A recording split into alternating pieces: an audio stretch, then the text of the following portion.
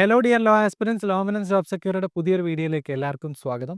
അപ്പോൾ 7 days to ക്ലീ എന്ന് പറയുന്നൊരു വീഡിയോ സീരീസിൻ്റെ ഭാഗമായിട്ട് ഇനി വരാൻ പോകുന്ന 7 ദിവസം, ക്ലീയുടെ മുന്നേയുള്ള 7 ദിവസം ഞങ്ങൾ നിങ്ങളുമായിട്ട് സംവദിക്കാൻ പോവുകയാണ്. പല പല ടോപ്പിക്സിൽ പല പല ഫാക്കൽറ്റീസ് നിങ്ങളെ കാണും, ചോദ്യങ്ങൾ ഡിസ്കസ് ചെയ്യും, ചർച്ച ചെയ്യും. അപ്പോൾ ഈ ഒരു വീഡിയോ സീരീസ് നിങ്ങൾക്ക് ലഭിക്കുന്നതിനായിട്ട് നിങ്ങൾ ആദ്യമായിട്ടാണ് ലോമനൻസ് ജോബ് സെക്യൂരിറ്റിയുടെ വീഡിയോ കാണുന്നതെങ്കിൽ ഞങ്ങളുടെ യൂട്യൂബ് ചാനൽ ഒന്ന് സബ്സ്ക്രൈബ് ചെയ്യുക, നോട്ടിഫിക്കേഷൻസിനായിട്ട് ആ ബെല്ലൈക്കൺ ഒന്ന് പ്രസ് ചെയ്തേക്കുക. ഒരുപാട് ഇൻഫോർമേറ്റീവ് ആയിട്ടുള്ള കോണ്ടന്റുകൾ ഞങ്ങൾ ഇൻസ്റ്റാഗ്രാം പേജിൽ ഷെയർ ചെയ്യുന്നുണ്ട്. അത് ലഭിക്കുന്നതിനായിട്ട് ഞങ്ങളുടെ ഇൻസ്റ്റാഗ്രാം പേജ് ഒന്ന് ഫോളോ ചെയ്തേക്കണേ.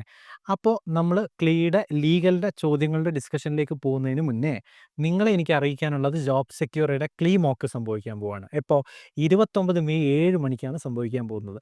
അപ്പോൾ ഈ ഒരു മോക്ക് ടെസ്റ്റ് യഥാർത്ഥത്തിൽ ക്ലീയുടെ പോലത്തെ അതേ പാറ്റേണിൽ സെറ്റ് ചെയ്ത 2 മണിക്കൂറുള്ള 120 ചോദ്യങ്ങളുള്ള ആക്ച്വൽ ക്ലീ എക്സാമിനേഷൻ എക്സ്പീരിയൻസ് ലഭിക്കുന്ന പോലെയുള്ള ഒരു മോക്ക് ടെസ്റ്റാണ്. അപ്പോൾ ആ മോക്ക് ടെസ്റ്റ് എഴുതുന്നത് വഴി യഥാർത്ഥ ക്ലീക്ക് മുന്നേ നിങ്ങൾക്കൊരു മിനിയേച്ചർ വേർഷൻ ഓഫ് ക്ലീ എഴുതാൻ സാധിക്കും. അപ്പോൾ എന്നെ കേൾക്കുന്നതിൽ ക്ലീ എഴുതാൻ പോകുന്നവരുണ്ടാവുമല്ലോ. അങ്ങനെ ഉണ്ടെങ്കിൽ നിങ്ങൾക്കത് അവിടെ കാണുന്ന ഈ ഒരു QR കോഡ് വഴി നിങ്ങൾക്ക് എന്ത് ചെയ്യാം, രജിസ്റ്റർ ചെയ്യാം. ഇനി എന്തെങ്കിലും കാരണം കൊണ്ട് QR കോഡ് വഴി നിങ്ങൾക്ക് രജിസ്റ്റർ ചെയ്യാൻ പറ്റുന്നില്ലെങ്കിൽ രജിസ്ട്രേഷൻ ലിങ്ക് ഞങ്ങൾ ഡിസ്ക്രിപ്ഷനിൽ കൊടുക്കുന്നുണ്ട്. അപ്പോൾ അതുവഴി നിങ്ങൾക്ക് എന്ത് ചെയ്യാം, രജിസ്റ്റർ ചെയ്യാം. അപ്പോൾ നമുക്ക് നിങ്ങൾ എഴുതുന്ന ആളാണെങ്കിൽ ഓൾ കേരള മോക്ക് ടെസ്റ്റ് നിർബന്ധമായിട്ട് എന്ത് ചെയ്യുക, എഴുതുക. ഇതിന് നിങ്ങൾക്ക് ഒന്നും തരണ്ട, അതായത് ഫ്രീ ആണ്. നിങ്ങൾക്ക് ഫ്രീ ആയിട്ട് ഈ മോക്ക് ടെസ്റ്റ് എന്ത് ചെയ്യാം, അറ്റൻഡ് ചെയ്യാം. അപ്പോൾ നമുക്ക് ഇന്നത്തെ വീഡിയോയിലേക്ക് കിടക്കാം. അപ്പോൾ നമുക്ക് ലീഗലിലെ ടോട്ടിലെ ക്വസ്റ്റ്യൻസ് ഒന്ന് നോക്കാം. ദ വേർഡ് ടോട്ട് മീൻസ് എന്നാണ് ചോദിച്ചിരിക്കുന്നത്. ടോട്ട് എന്നാൽ അർത്ഥം എന്താണെന്നാണ് ചോദിച്ചിരിക്കുന്നത്. Civil wrong, breach of trust, breach of contract, all of the above എന്ന 4 ഓപ്ഷൻസ് ആണുള്ളത്. ടോട്ട് എന്ന പദത്തിൻ്റെ അർത്ഥം ശരിക്കും നമ്മൾ ട്വിസ്റ്റഡ് ക്രൂക്കഡ് എന്നാണ്. പക്ഷേ ഈ ഓപ്ഷൻസ് വെച്ച് നോക്കുമ്പോൾ ഏറ്റവും കറക്റ്റായിട്ട് വരുന്ന ആൻസർ സിവിൽ റോങ് എന്നുള്ളതാണ്. അപ്പോൾ മാർക്ക് ചെയ്തോളുക. കാരണം നമ്മൾ ടോട്ടിനെ കുറിച്ച് പറയുമ്പോൾ തന്നെ പറയാറെന്താ, ടോട്ട് is a civil wrong which is not exclusively breach of contract or breach of trust എന്നുള്ളതാണ്. അപ്പോൾ അതുകൊണ്ട് ടോട്ട് ഇസ് എ സിവിൽ റോങ്. അടുത്ത ചോദ്യം ടോട്ട് എന്ന് വരുമ്പോൾ which of the following is false, ഈ തന്നിരിക്കുന്ന സ്റ്റേറ്റ്മെൻറ്റ്സിൽ ഏതാണ് തെറ്റ് എന്നാണ് ചോദിച്ചിരിക്കുന്നത്. Civil wrong are more heinous than crimes, tort is a private wrong, crime is an offence against the state, tort and crime R distinguished. ടോർട്ടും ക്രൈമും distinguished ആണ്, അത് ശരിയാണ്. ക്രൈം സ്റ്റേറ്റിന് അഗെയിൻസ്റ്റ് ആയിട്ടുള്ള ഒഫൻസ് ആണ്, അത് ശരിയാണ്. ടോർട്ട് പ്രൈവറ്റ് റോങ് ശരിയാണ്. Civil wrongs R more heinous than crimes, അത് തെറ്റാണ്. സിവിൽ റോങ്സ് ഒരിക്കലും ക്രൈമിനേക്കാൾ സീരിയസ് അല്ല. സോ ഇതിൽ തെറ്റായിട്ടുള്ള സ്റ്റേറ്റ്മെൻറ്റ് വരുന്നത് ഓപ്ഷൻ എ ആണ്, മനസ്സിലാക്കി വെച്ചോളുക. അപ്പം നമ്മൾ അടുത്ത ചോദ്യം നോക്കുകയാണെങ്കിൽ അൺലിക്വിഡേറ്റഡ് ഡാമേജസ് മീൻസ് എന്നാണ് ചോദിച്ചിരിക്കുന്നത്. അൺലിക്വിഡേറ്റഡ് ഡാമേജസ് എന്നാൽ എന്താണ്? Compensation at large, amount of damage is not predetermined, court can exercise discretion in deciding the amount of damage, all of the above. ഇതിൻ്റെ കറക്റ്റ് ആൻസർ എന്ത്? ഈ പറഞ്ഞതൊക്കെ unliquidated damage ആണ്. കോൺട്രാക്റ്റിൽ ലിക്വിഡേറ്റഡ് ഡാമേജ് ആണ്. Total damages undetermined ആണ്, കോടതിക്ക് തീരുമാനിക്കാവുന്നതാണ്. ചിലപ്പോൾ വലിയ പൈസയാവാനുള്ള സാധ്യതയും ഉണ്ട്. So the right answer is all of the above is the right answer. All of the above ആണ് കറക്റ്റ് ആൻസർ ആയിട്ട് എന്ത് ചെയ്യുന്നത്, വരുന്നത്. മനസ്സിലാക്കി വെച്ചോളുക. All of the above is the right answer. അടുത്ത ക്വസ്റ്റ്യൻ നോക്കുകയാണെങ്കിൽ the concept of privity of contract എന്നാണ് ചോദിച്ചിരിക്കുന്നത്. പ്രിവിറ്റി ഓഫ് കോൺട്രാക്ട് എന്ന concept is applicable in torts, is applicable in torts and contract, is not applicable in torts, none of the above. എന്താ ഇതിൻ്റെ correct answer? എന്താ ഈ privity of contract എന്ന് പറഞ്ഞാൽ? Only parties in contract can sue, stranger cannot sue. ഈ കോൺസെപ്റ്റിനെയാണ് നമ്മൾ privity of contract എന്ന് പറയുക. Is not applicable in torts, ഇത് ടോത്തിൽ വരുന്ന ചോദ്യമല്ല, ഇത് കോൺട്രാക്റ്റിൽ വരുന്ന ചോദ്യമാണ്. അപ്പോൾ ടോത്തിൽ പ്രിവിറ്റി ഓഫ് കോൺട്രാക്ട് ഇല്ല, മനസ്സിലാക്കി വെച്ചോളുക. അടുത്ത ചോദ്യം നോക്കുകയാണെങ്കിൽ ദ തിയറി ഓഫ് ടോട്ട് proposed by Winfield was based on the principle. Winfield ടോട്ടിൻ്റെ എന്ത് പ്രിൻസിപ്പിളിൻ്റെ അടിസ്ഥാനത്തിലാണ് ഡെവലപ്പ് ചെയ്തിട്ടുള്ളത്? ഇവിടെ നമുക്കറിയാം, ഞാൻ പഠിപ്പിക്കുമ്പോൾ പലരും കുട്ടികളുടെ അടുത്ത് പലപ്പോഴും പറയുന്നതാണ്, സാൽമണ്ടും വിൻഫീൽഡും തമ്മിലുള്ള ഒരു വഴക്കാണ് ടോട്ടിനെ എലാബറേറ്റ് ചെയ്തിട്ടുള്ളത്, അല്ലേ? സാൽമണ്ട് പീജിയൻ ഹോൾ തിയറി പോലെ അങ്ങനത്തെ കാര്യങ്ങൾ പറഞ്ഞു. വിൻഫീൽഡ് മറ്റൊരു തിയറിയുടെ അടിസ്ഥാനത്തിൽ ടോട്ടിനെ എക്സ്പ്ലെയിൻ ചെയ്തു. അത്തരത്തിൽ വിൻഫീൽഡ് ഏത് തിയറിയുടെ ബേസിലാണ് ടോട്ടിനെ എക്സ്പ്ലെയിൻ ചെയ്തത് എന്നുള്ളതാണ് ഇവിടെ പറയുന്നത്. യുബി ജസ്റ്റ് ഐബി റെമഡിയം ഉണ്ട്, നെഗ്ലിജൻസ് ഉണ്ട്, ബ്രീച്ച് ഓഫ് ട്രസ്റ്റ് ഉണ്ട്, നൺ ഓഫ് ദീസ് ഉണ്ട്. ഇതിൻ്റെ കറക്റ്റ് ആൻസർ വരുന്നത് ubi jus ibi remedium. Ubi jus ibi remedium എന്ന പ്രിൻസിപ്പിളിൻ്റെ അടിസ്ഥാനത്തിലാണ് വിൻഫീൽഡ് ടോട്ടിനെ എക്സ്പ്ലെയിൻ ചെയ്തിട്ടുള്ളത്. ഞാനൊരു കുട്ടി അസൈൻമെൻറ്റ് നിങ്ങൾക്ക് തന്നാലോ? നിങ്ങൾ നമ്മുടെ കമൻറ്റ് ബോക്സിൽ ഒന്ന് കമൻറ്റ് ചെയ്യും, Ubi jus ibi remedium എന്ന മാക്സിമിൻ്റെ മീനിങ് എന്താണെന്നുള്ളത്. യുബി ജസ്റ്റ് ഐ ബി റെമഡിയം എന്ന് പറയുന്ന മാക്സിമം കൊണ്ട് ഉദ്ദേശിക്കുന്നത് എന്താണെന്നുള്ളത് കണ്ടെത്തിയിട്ട് എന്ത് ചെയ്യുക, കമൻറ്റ് ബോക്സിൽ ഒന്ന് കമൻറ്റ് ചെയ്യുക. Which is true in respect of essentials of ടോട്ട്. എസെൻഷ്യൽസ് ഓഫ് ടോട്ടുമായി ബന്ധപ്പെട്ട് ഏതാണ് ശരി എന്നുള്ളതാണ് ചോദിച്ചിരിക്കുന്നത്. ഓപ്ഷൻസ് വരുന്നത് there must be an act on the part of the defendant, act includes omission, such an act or omission results in legal damage to the plaintiff, all of the above എന്നാണ് പറഞ്ഞിരിക്കുന്നത് അല്ലേ. ഒരു act ഡിഫൻഡൻ്റെ ഭാഗത്ത് നിന്നുണ്ടാവണം, അത് wrongful act പോലത്തെ ആ ആക്ടിൽ ഒമിഷനും ഉൾപ്പെട്ടിട്ടുണ്ട്. Such act or omission result in legal damage to പ്ലെയിൻറ്റിഫിന് അതുവഴി നഷ്ടം ഉണ്ടാവണം. ഈ പറയുന്നതൊക്കെ ശരിയല്ലേ? ഈ പറയുന്നതൊക്കെ ടോർട്ടിൻ്റെ എസെൻഷ്യൽസ് തന്നെയല്ലേ? So the right answer is all of the above. All of the above ആണ് ഇവിടെ കറക്റ്റ് ആൻസർ ആയിട്ട് വരുന്നത്. അടുത്ത ചോദ്യം നോക്കാം. യെസ്, ടോട്ടൽ ഏറ്റവും കൂടുതൽ റിപ്പീറ്റ് ചെയ്തിട്ടുള്ള ക്വസ്റ്റ്യൻ ആണ് injurious in damnum. Injurious in damnum എന്നാൽ എന്താണ്? ഇഞ്ചുറി ഉണ്ട്, എന്തില്ല? ഡാമേജ് ഇല്ല.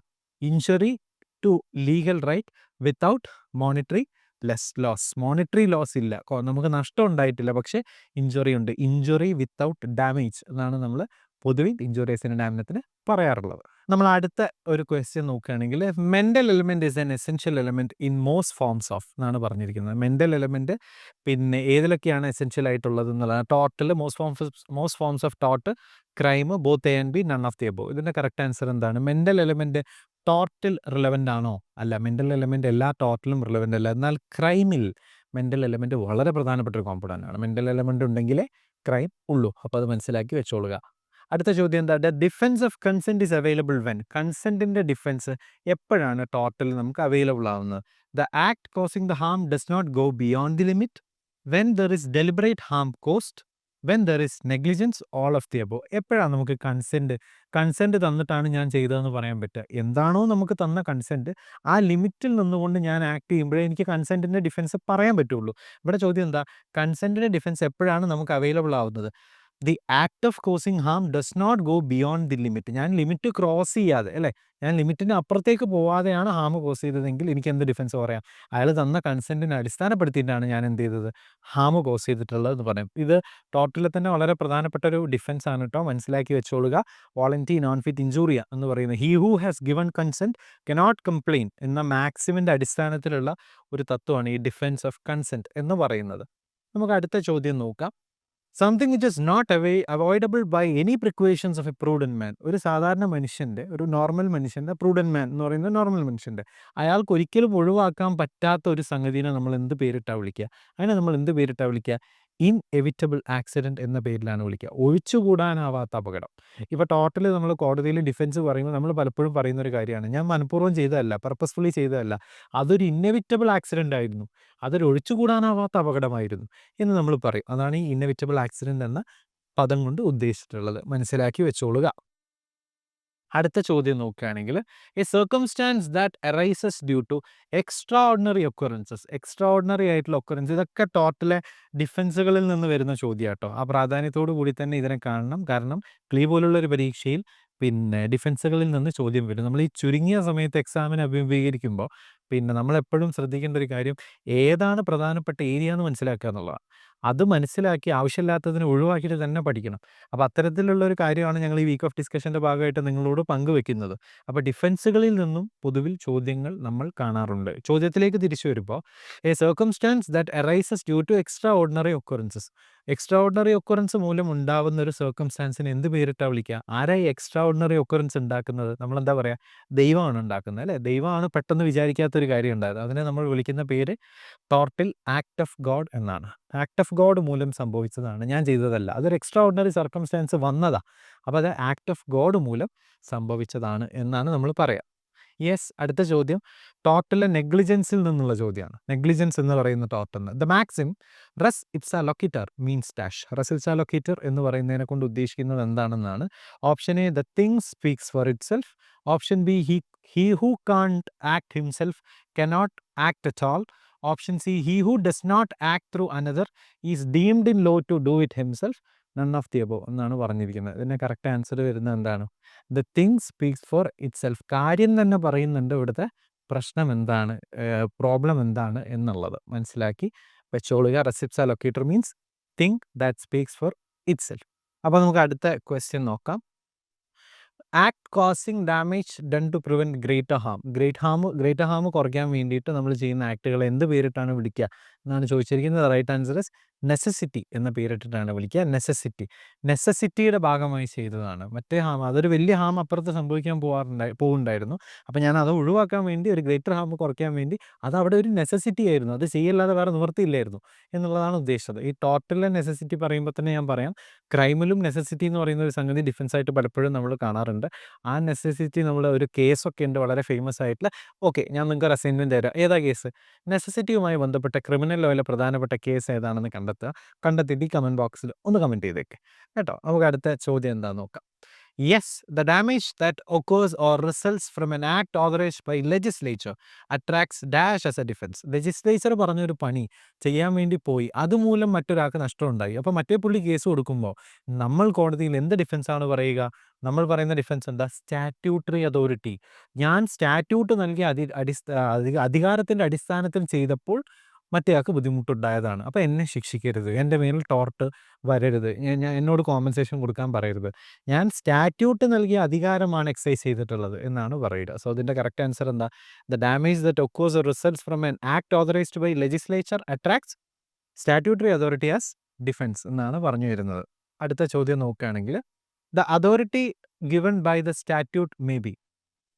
സ്റ്റാറ്റ്യൂട്ട് നൽകുന്ന അതോറിറ്റി എങ്ങനെയുള്ളതാവാം എന്നാണ് ചോദിച്ചിരിക്കുന്നത്. അബ്സല്യൂട്ട് ആണോ, കണ്ടീഷണൽ ആണോ, അൺലിമിറ്റഡ് ആണോ, അതോ എയും ബിയും ആണോ? What is the right answer? Both A and B. ചിലപ്പോൾ അബ്സല്യൂട്ട് ആവാം, ചിലപ്പോൾ എന്താവാം, കണ്ടീഷണലും ആവാം. Statutory authority can be absolute as well as conditional. അടുത്ത ചോദ്യം എന്താ? Scienti non fit injuria means, ഞാൻ നേരത്തെ പറഞ്ഞു വളണ്ടി നോൺ ഫിറ്റ് ഇൻജൂറിയ, ഇപ്പോൾ പറയുന്നത് സൈൻഡി നോൺ ഫിറ്റ് ഇൻജൂറിയ. എന്താണ് അതിൻ്റെ അർത്ഥം എന്നാണ് ചോദിച്ചിരിക്കുന്നത്. Something which is not avoidable by any precautions of a prudent man, act causing damage done to prevent greater harm, consents to infliction of harm, mere knowledge of the risk does not amount to consent. എന്താ correct answer? Mere knowledge of the risk does not amount to consent. ഇപ്പോൾ റോഡിലൂടെ നടന്നു പോവാണ്, റോഡൊക്കെ ആകുമ്പോൾ സ്വാഭാവികമായിട്ടും വണ്ടി ഉണ്ടാവും എന്ന അറിവ്, മിയർ നോളജ് എനിക്കുണ്ട്. എന്നെ ഒരു വണ്ടി തട്ടി, ഞാൻ വണ്ടിക്കാരനെ ചീത്ത പറഞ്ഞുകൊണ്ടിരിക്കുക, താൻ എന്താണോ വണ്ടി എന്നെ തട്ടിച്ചത്. അപ്പോൾ അയാൾ പറയാം റോഡൊക്കെ ആകുമ്പോൾ വണ്ടി തട്ടും ഹേ എന്ന് പറഞ്ഞാൽ അത് ന്യായമാവില്ലല്ലോ. അപ്പം മിയർ നോളജ് ടു റിസ്കിനെ കുറിച്ചിട്ടുള്ള മിയർ നോളജ് മറ്റൊരാൾക്ക് ഉണ്ടെന്ന് വിചാരിച്ചിട്ട് വണ്ടി തട്ടാൻ വേണ്ടി ഞാൻ അയാൾക്ക് അനുവാദം ഒന്നും കൊടുത്തിട്ടില്ല. അപ്പോൾ സൈൻഡി നോൺ ഫിറ്റ് ഇഞ്ചുറിയും വളണ്ടി നോൺ ഫിറ്റ് ഇഞ്ചുറിയും രണ്ടാണ്. Mere knowledge of risk does not amount to what? Consent എന്നാണ് ടോർട്ട് പറഞ്ഞ് വെക്കുന്നത്. അപ്പോൾ ലീഗലിലെ ഒരു ക്വസ്റ്റ്യൻ ഡിസ്കഷനാണ് നമ്മളിവിടെ നടത്തിയിട്ടുള്ളത്. വീഡിയോ അവസാനിപ്പിക്കുമ്പോൾ എനിക്ക് നിങ്ങളോട് പറയാനുള്ളത്, ഒരിക്കൽ കൂടി ഓർമ്മിപ്പിക്കാനുള്ളത്, 29-ാം തീയതി നടക്കുന്ന ഓൾ കേരള മോക്ക് ടെസ്റ്റിനെ കുറിച്ചിട്ട് തന്നെയാണ്. നിങ്ങൾ ക്ലീ എഴുതാൻ പോകുന്ന ആളാണെങ്കിൽ ജോബ് സെക്യൂരിയുടെ മോക്ക് ടെസ്റ്റ് നിങ്ങൾ എന്ത് ചെയ്യണം? എഴുതിയിട്ടുണ്ടാവണം. രജിസ്റ്റർ ചെയ്യേണ്ട ആളുകൾക്ക് QR കോഡ് വഴി രജിസ്റ്റർ ചെയ്യാം, ഇല്ലെങ്കിൽ ഡിസ്ക്രിപ്ഷൻ ബോക്സിൽ തന്നിരിക്കുന്ന ലിങ്ക് വഴിയും രജിസ്റ്റർ ചെയ്യാം. അപ്പോൾ ഇന്ന് നമ്മൾ ലീഗലിലെ വീഡിയോ ആണ് നിങ്ങളുമായിട്ട് സംസാരിച്ചിട്ടുള്ളത്, അല്ലെങ്കിൽ ലീഗലിലെ കോണ്ടൻറ്റാണ് നിങ്ങളുമായിട്ട് പങ്കുവച്ചിട്ടുള്ളത്. മറ്റു പല സബ്ജക്ട്സിലെ ഫാക്കൽറ്റി നിങ്ങളെ കാണാനുണ്ട്, നിങ്ങളോട് സംസാരിക്കാനുണ്ട്. അത് ലഭിക്കുന്നതിനായിട്ട് ഞങ്ങളെ ചാനൽ ഫോളോ ചെയ്യുക. കൃത്യമായിട്ട് എക്സാമിൻ്റെ മുന്നേ ഉള്ള 7 ദിവസം പ്രോപ്പറായിട്ട് പഠിച്ച് തന്നെ എക്സാമിനേഷൻ അറ്റൻഡ് ചെയ്യുക. So thank you guys, thank you so much for watching.